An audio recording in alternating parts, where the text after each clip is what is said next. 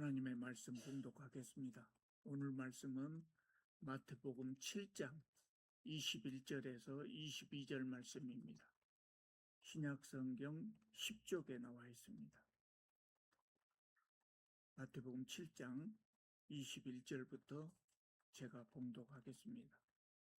나더러 주여 주여 하는 자마다 다 천국에 들어갈 것이 아니요 다만 하늘에 계신 내 아버지의 뜻대로 행하는 자라야 들어가리라. 그날에 많은 사람이 나더러 이르되 주여 주여 우리가 주의 이름으로 선지자 노릇하며 주의 이름으로 귀신을 쫓아내며 주의 이름으로 많은 권능을 행하지 아니하였나이까 하리니 그때 내가 그들에게 밝히 말하되 내가 너희를 도무지 알지 못하니 불법을 행하는 자들아 내게서 떠나가라 하리라. 아멘. 저는 젊은 시절에 별로 좋지 못한 썩 훌륭하지 못한 그런 목사님들을 많이 만났다. 그 이야기는 제가 지난번에 말씀드렸어요. 그런데 그런 분들과 같이 신앙생활을 하면서 늘 고민이 생기는 거예요. 무슨 생각이냐면 저 목사님의 저런 설교를 듣고 저 목사님의 신앙 지도를 받고 신앙생활을 해도 과연 내가 구원받을 수 있을까? 상당히 오랫동안 그런 고민을 했습니다. 근데 아무리 생각해도요, 잘못된 신앙생활을 하면 구원을 받지 못할 것 같다는 생각이 떠나지를 않았습니다. 그냥 교회만 왔다 갔다 하면 좋은데 고민 없이 그러면 편안하게 살 수 있겠죠. 자꾸 그런 생각이 들어요. 두려웠어요. 그래서 그것이 저에게 사느냐 죽느냐 하는 문제처럼 심각하게 다가왔어요. 그래서 신학을 공부하게 된 겁니다. 제가 신학을 공부하러 신학대학 다닐 때 처음부터 목사가 되어야 되겠다. 그런 생각으로 신학 공부를 한 것이 아니고 방금 말씀드린 이런 문제, 죽느냐 사느냐, 내 영이 죽느냐 사느냐 하는 이런 문제로 고민하다가 신학을 공부하게 된 거예요. 그 공부하다 보니까 오늘 이 자리까지 섰네요. 여러분, 교회에 출석만 하면 누구나 구원을 받습니까? 아니면 교회를 다녀도 잘못 배워서 잘못된 생활을 하면 구원을 받지 못할까요? 오늘은 이 문제를 좀 말씀드리려고 합니다. 제가 이 고민을 하면서 한국 교회의 전체적인 가르침에 대해서 조금 유감을 가졌어요. 감히 건방지게 집사가 되어가지고 그런 생각을 한 겁니다. 한국 교회 그동안 제가 그때 고민할 때 그때까지 한국 교회가 가르쳤던 것들을 한마디로 요약하자면 오직 믿음이에요. 오직 믿음. 오직 믿음. 오직 믿음으로 구원을 얻는다. 맞습니까? 틀립니까? 맞지요. 우리는 오직 믿음으로 구원을 얻습니다. 옳은 말씀입니다. 근데 이 말씀을 우리가 오해를 해요. 오직 믿음으로 구원을 받는다는 것은 마음으로 믿기만 하면 아무렇게나 살아도 된다. 마음으로 믿기만 하면 나 하나님 진짜 믿는다. 그런 믿음이 마음속에 있으면 세상은 아무렇게도 살아도 된다. 그 말씀은 아닙니다. 그런 의미에서 오직 믿음은 아니다 이 말입니다. 그런데 한국 교회에서는 오직 믿음을 가르치면서 바르게 살아야 된다. 하나님의 자녀처럼 바르게 살아야 된다. 이런 말씀은 별로 강조하지 않았던 것 같아요. 어떤 목사님들이 그러더라고요. 교회에서 바르게 살아라 이렇게 도덕적인 설교를 하면 성도들이 안 좋아한다. 안 좋아한다. 그러면 그런 설교 해야 될까요? 안 해야 될까요? 안 좋아해도 해야죠. 예수께서 가르치신 말씀이라. 예수께서는 늘 성도들 귀에 듣기 좋은 말만 했거니요. 목사가 성도들 귀에 듣기 좋은 말만 하려면 이 자리에 서 있을 필요가 없어요. 그런 목사는 좋은 목사가 아니에요. 의사가 있습니다. 의사가 진단을 했는데 환자의 뱃속에 암덩어리가 있습니다. 그 뭐라고 해야 될까요? 괜찮아요. 아무 문제 없습니다. 돌아가셔서 편안히 사십시오. 그럼 어떻게 돼요? 그 환자는 죽지요. 환자의 몸속에 암덩어리가 있다는 말을 어떤 의사가 쉽게 말할 수 있겠습니까? 먼저가 마음이 아프고 고민이 될 것 아닙니까? 그래도 이야기해야죠. 수술해야 되겠습니다. 그래야 그 사람이 살 것 아닙니까? 목사는 그런 역할을 해야 되는 겁니다. 그래서 많은 사람들이 오직 믿음이라는 말을 믿기만 하면 아무렇게나 살아도 된다 이렇게 생각을 하고 배웠기 때문에 믿는다고 하면서도 행동이 변하지 않습니다. 예수 믿은 다음에 변한 것이라고 하면은 성경책 들고 교회 다니는 것만 변하지, 행하는 모습을 보면 믿기 전과 전혀 다를 바가 없는 기독교인이 많다고 말합니다. 여러분, 지금 우리나라의 기독교인 몇 명이라고 합니까? 전에 1000만 명이라고 했는데 지금 한 800만 명 정도. 그래서 가나안 성도가 200만이라고 이야기하는 겁니다. 그래도 많죠. 적지 않습니다. 그런데 그렇게 많은 기독교인들이 이 나라를 변화시키지 못하고 있어요. 이 빛과 소금의 역할을 못한 거죠. 교회가 7만 개라고 그래요. 7만 개. 근데 이 나라에 아무런 도덕적인 영향력을 행사하지 못하고 있대요. 옛날에 비하면 우리나라의 도덕적인 수준이 많이 좋아졌죠. 많이 좋아졌어요. 많이 좋아졌어요. 그런데 기독교인이 그것에 기여한 점은 별로 없는 것 같아요. 제가 생각할 때는 별로 없는 것 같아요. 오늘 본문 말씀은 예수님의 설교 중에 설교라고 할 수 있는 산상설교예요. 그 산상설교의 마지막 부분에 들어있는 말씀이에요. 예수께서는 산상설교를 마치시면서 무서운 경고의 말씀을 하셨어요. 무서운 경고의 말씀으로 산상설교를 마무리하셨는데 그 경고가 뭐냐면 교회에 다닌다고 해서 누구나 다 천국에 갈 수 있는 것은 아니다. 이렇게 말씀하셨어요. 그러면서 천국에 들어갈 수 없는 자로 대표적으로 두 부류의 사람을 지적을 했어요.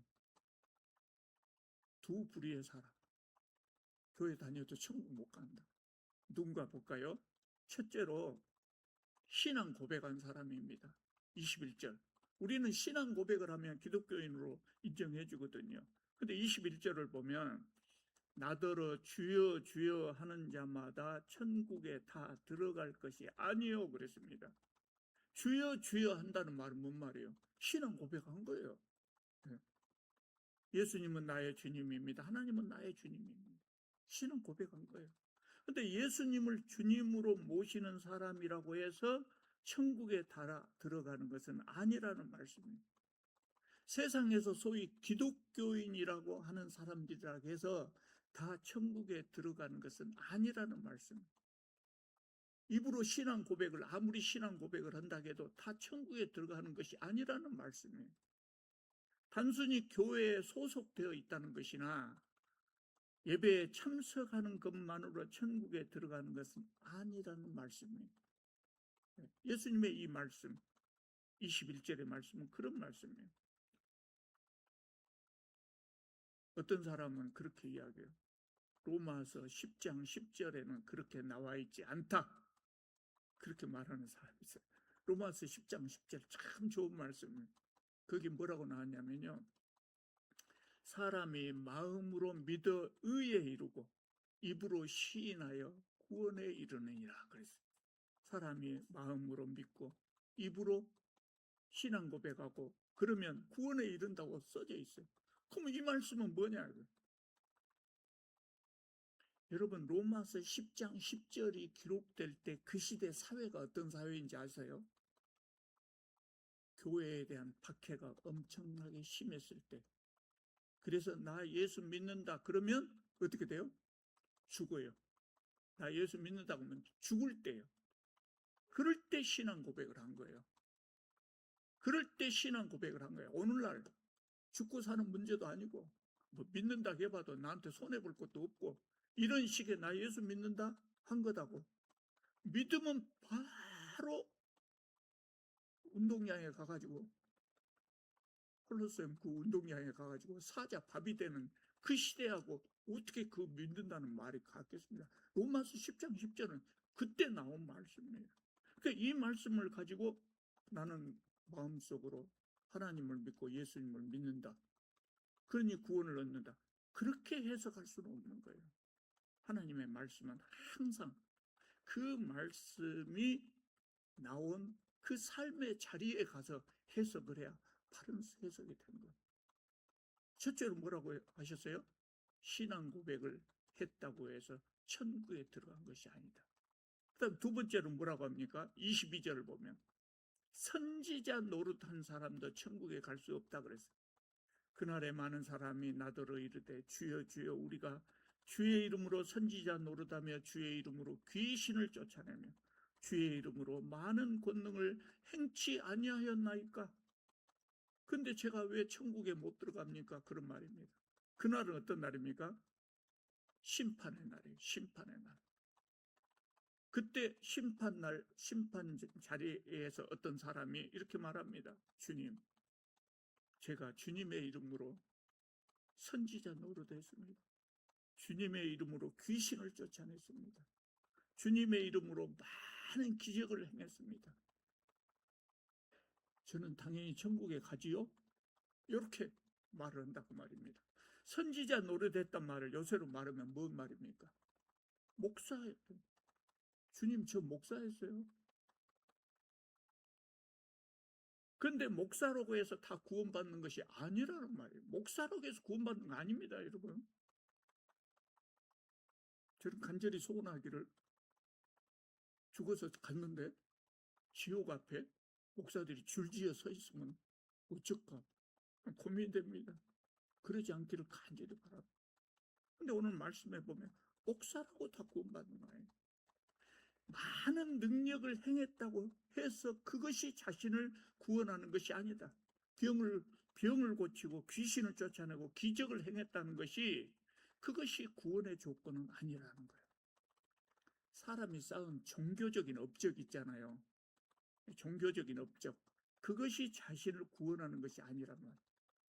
5만 명, 10만 명 되는 큰 교회를 세운 목사. 총회장 했다고 폼 잡는 사람들 겁나 많습니다. 총회장을 역임했다고. 그것이 자신을 구원하는 것이 아닙니다. 크고 아름다운 예배당을 건축했다고 해서 구원의 천국에 가는 것이 아니라는 말씀입니다. 예수님 이런 사람들 어떻게 된다 그랬어요? 입으로 신앙 고백을 하고 주님의 이름으로 선지자 노릇하고 그랬을지라도 이런 사람들이 어떻게 된다고 그 말씀하십니까? 천국에 들어가지 못한다고. 심지어 예수께서는 그런 사람들을 향해서 이렇게 말씀하십니다. 천국에 들어가지 못한 것뿐만 아니라 23절을 보면 그때 심판 날입니다.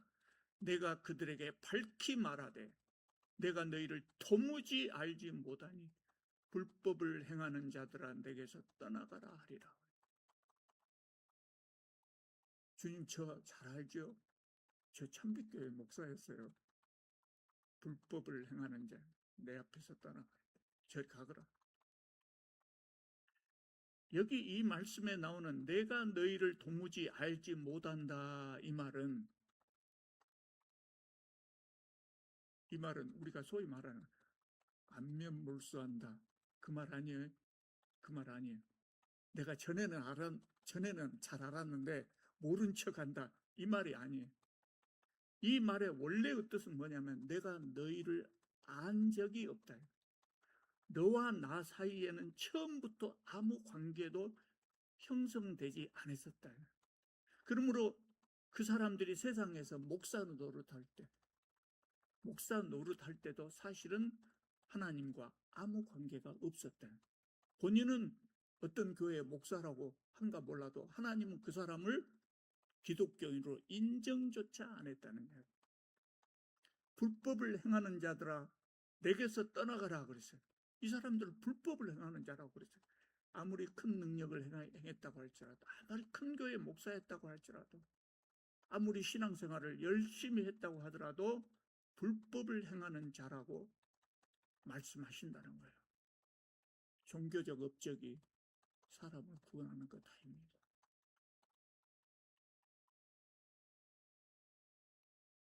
열심히 노력했는데 천국에 들어가지 못한 이런 사람들을 향해서 예수께서 뭐라고 말씀하셨냐면요. 24절을 보면 뭐라고 말씀하십니까? 모래 위에 집을 세운 사람들이라고 했어요. 열심히 구원을 위해서 열심히 노력했으나 모래 위에 집을 세운 사람이다. 그 집은 무너진다는 거예요. 높은 업적을 세우고 유명한 목사가 되었지만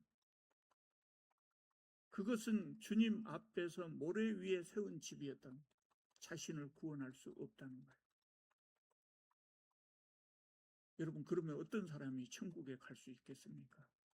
우리는 다 천국에 가야죠. 어떤 사람이 갈 수 있습니까? 21절 하반절에 보면 뭐라 하겠습니까?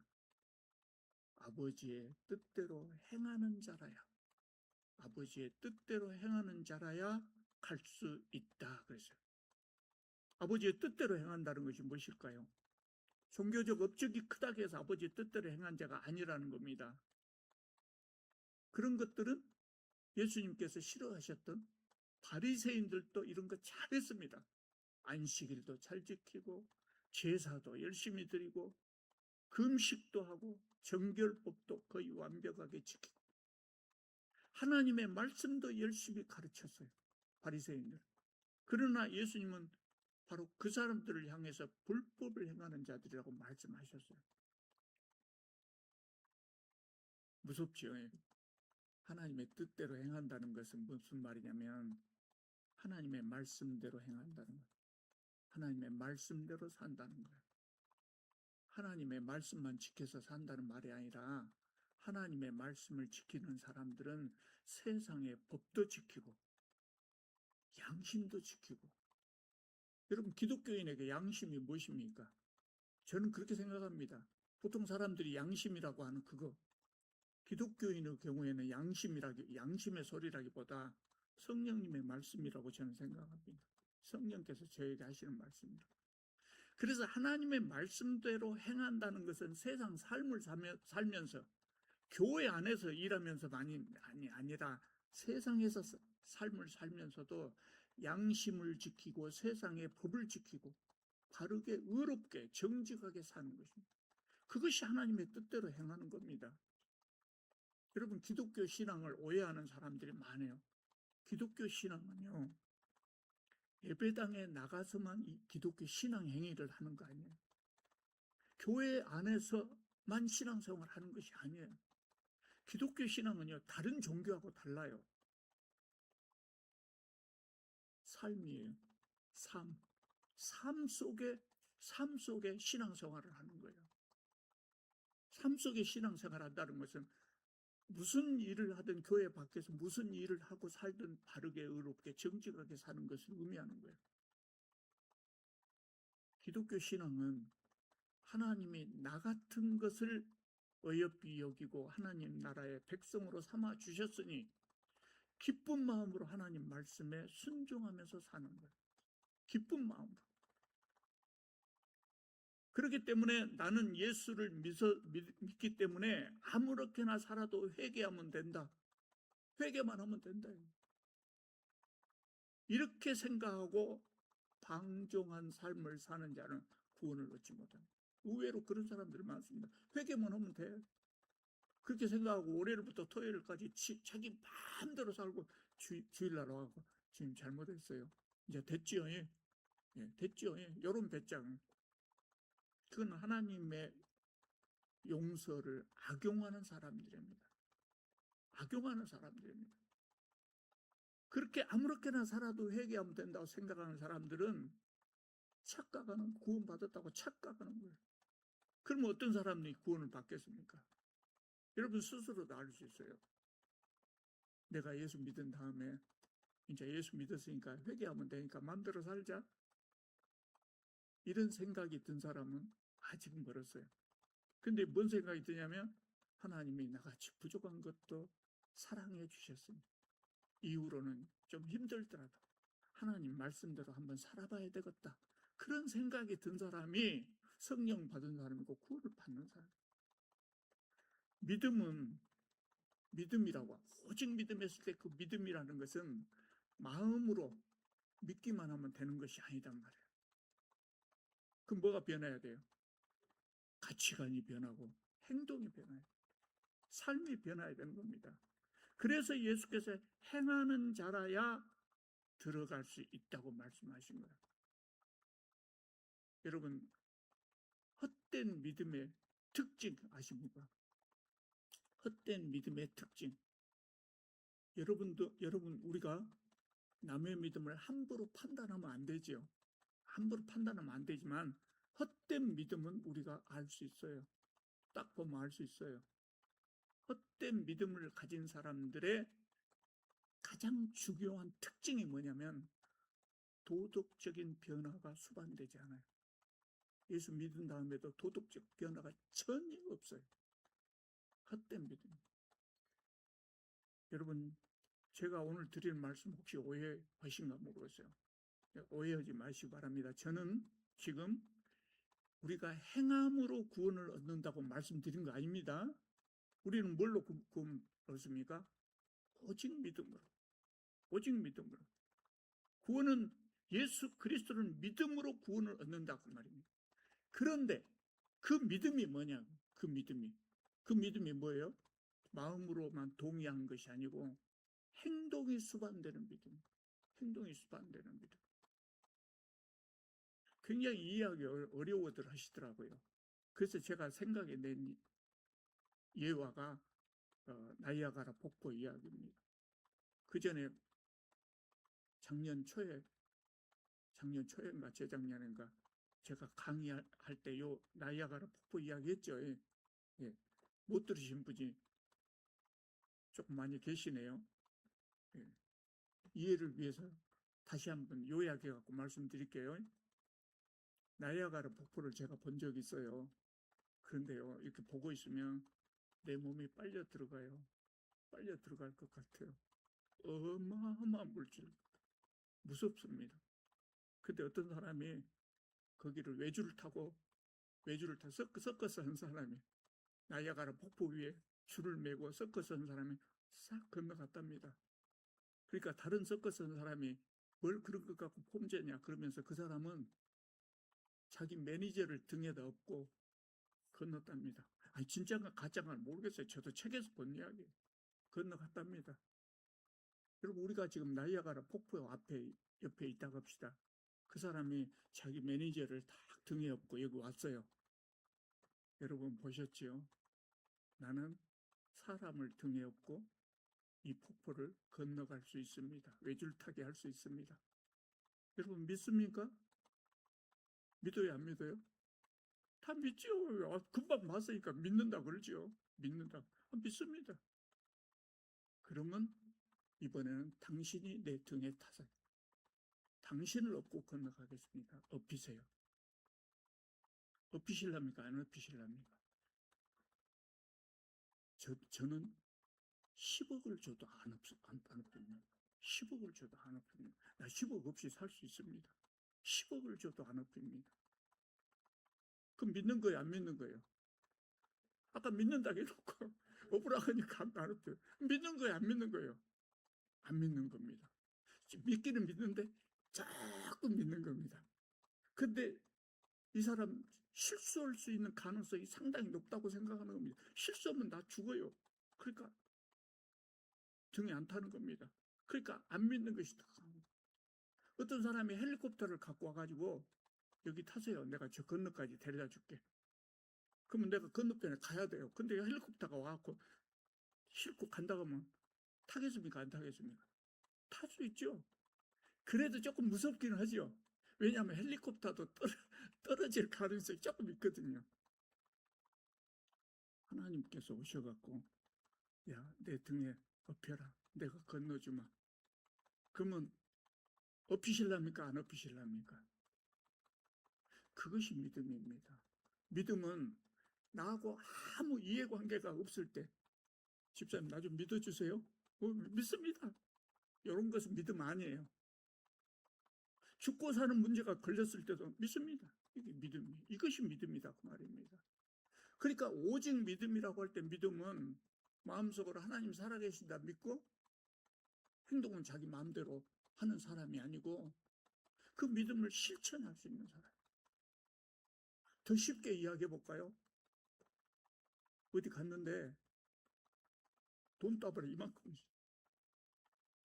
아무도 보는 사람 없어요. 절대 들키지 않아요. 갖고 가요? 안 갖고 가요? 안 들켜. 절대 안 들킨다 그럴 때. 근데 누가 보고 있어요? 하나님 보고 있어요. 그러니까 하나님 믿는 사람은 안 가져간다. 절대적으로 하나님 믿는 사람 안 가져간다. 근데 하나님 안 믿는 사람은 또 믿는다 해도 조금 덜 믿는 사람은 가져갑니다. 이것이 믿음입니다. 아무 이해관계가 없을 때 믿고 말고 그 믿음 아닙니다. 우리가 믿음으로 구원을 얻는다 했을 때 그 믿음은 가치관이 변하고 행동이 변할 수 있는 그 믿음을 의미하는 겁니다. 여러분 부담스럽죠? 이런 말씀 들으면 부담스럽죠? 말씀 드리는 저도 부담스러워요. 저도 그렇게 살아야 되거든요. 저도 부담스러워요. 그래서 그냥 쉽게 인심 쓰듯이 누구나 교회만 나오면 구원받습니다. 이렇게 말하고 싶어요. 근데 그건 사실이 아니거든요. 그건 사실이 아니에요. 그 목사가 사실이 아닌 것을 이야기하면 되겠습니까? 그렇게 이야기하는 목사들이 세상에 많아요. 어디가 있습니까? 화순에도 그 있는가 모르겠습니다만 구원파가 그겁니다. 구원파 사람들이 그겁니다. 마음으로 믿는다 그러면 과거, 현재, 미래의 모든 죄가 다 용서된다는 거예요. 예수님의 가르침이 아니에요. 그럼에도 불구하고 구원파는 마음으로 믿는 순간 구원이 보장된다고 가르칩니다. 그래서 이단이라는 거예요. 저도 인심 쓰듯이 성도님들을 향해서 그렇게 말씀드리고 싶어요. 구원은 쉬워요. 믿기만 하세요. 그렇게 말하고 싶어요. 근데 그것은 성경의 진리가 아니거든요. 그건 성경의 진리가 아니에요. 그래서 구원파 교회에 나가는 사람들 문제가 심각합니다. 왜 심각해요? 죄를 지적하지 않거든요. 그 교회에서는 죄를 지적 안 해요. 그러니까 회개할 기회를 잃어버린다고요. 그러면 결국 그렇게 살다가 어디로 가요? 지옥으로 가는 거예요. 죄 짓는 사람에게 죄를 지적하지 않고 괜찮습니다. 천국에 갈 수 있습니다. 이 거짓 평안을 심는 겁니다. 절대 좋은 사람이 아니죠. 아까 의사 예를 들었잖아요. 네. 마음 뱃속에 암덩어리가 있는데 괜찮아요. 건강합니다. 그렇게 말한다면 그런 의사겠습니까? 물론 그런 의사는 세상에 없겠죠. 없겠지만 아니 그렇게 말한다면 그 사람은 악당이 의사가 아니다. 믿는다고 하는 것은 마음의 동의를 말하는 것이 아닙니다. 가치관이 변하고 행동이 변하고 하나님의 뜻대로 행하는 거예요. 근데 여기 문제가 하나 있습니다. 이게 정답은 알겠는데 문제가 하나 있어요. 우리가 하나님의 말씀을 다 지킬 수가 있냐? 하나님의 명령대로 세상을 그렇게 살 수가 있냐고 말이에요. 살 수 있어요? 없어요? 어렵습니다. 어려워요.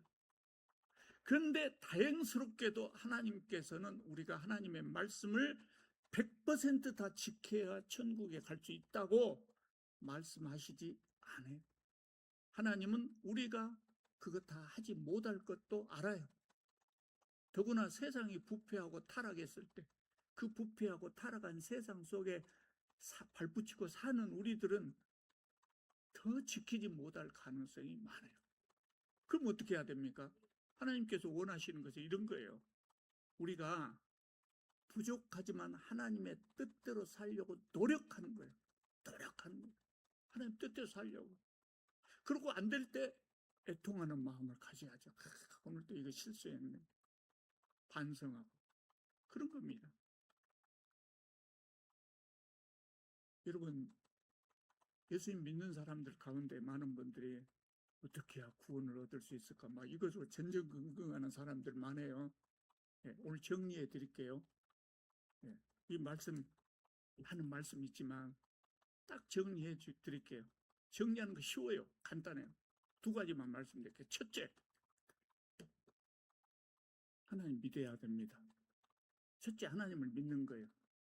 하나님을 믿는다는 걸 뭘 믿는 거예요? 하나님이 살아계시고 우주 만물을 천지를 창조하시고 섭리하신 하나님의 존재를 믿어야 돼요.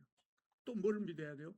예수께서 내 죄를 대신해서 십자가를 지셨다. 이걸 믿는 거예요.